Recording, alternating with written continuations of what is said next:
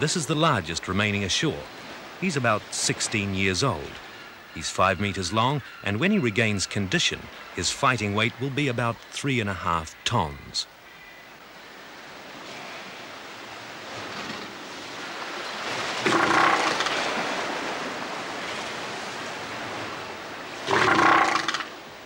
He'd be dangerous to approach on a flat beach, but stuck between the rocks, he can't lunge very far.